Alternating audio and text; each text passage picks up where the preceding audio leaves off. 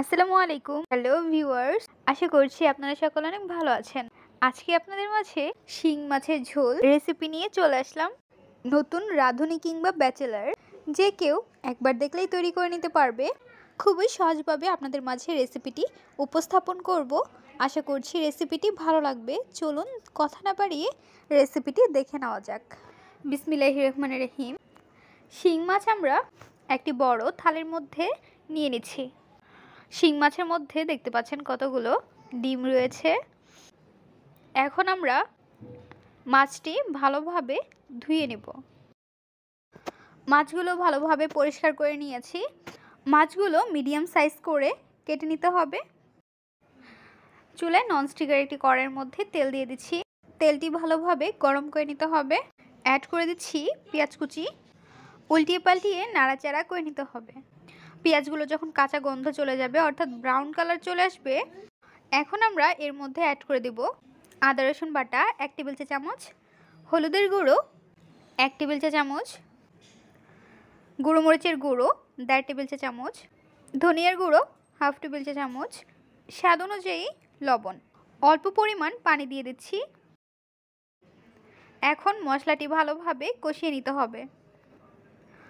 মশলাটি ভালোভাবে কষিয়ে নিয়ে নেওয়ার পর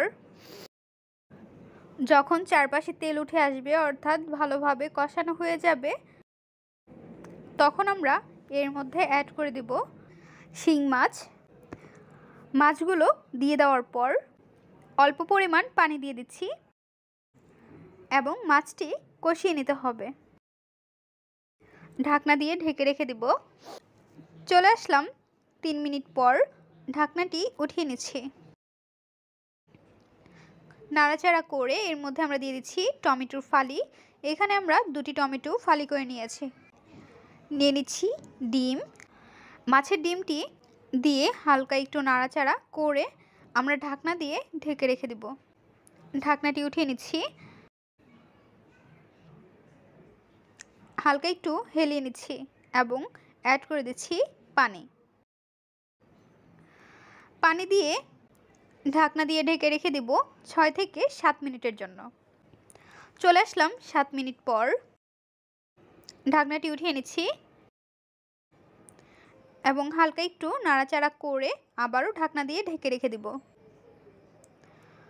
ঢাকনাটি উঠিয়ে নাড়াচাড়া করে নিতে হবে।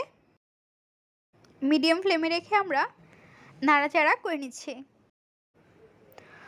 দেখতে পাচ্ছেন বলক চলে আসছে। এখন আমরা এর মধ্যে দিয়ে দিব ভাজা জিরের গুঁড়ো। নাড়াচাড়া করে 3 থেকে 4 মিনিটের জন্য ঢাকনা দিয়ে ঢেকে রেখে দেব। চলে আসলাম 3 মিনিট পর। ঢাকনাটি উঠিয়ে নিচ্ছি। আমাদের শিং মাছের ঝোল রেসিপিটি তৈরি। নামিয়ে পরিবেশন করে নিব। তৈরি হয়ে গেল মজাদার শিং মাছের ঝোল রেসিপি। মজাদার এই রেসিপিটি আপনাদের কাছে কেমন লেগেছে তা অবশ্যই জানিয়ে দেবেন আপনাদের মূল্যবান মতামতটি।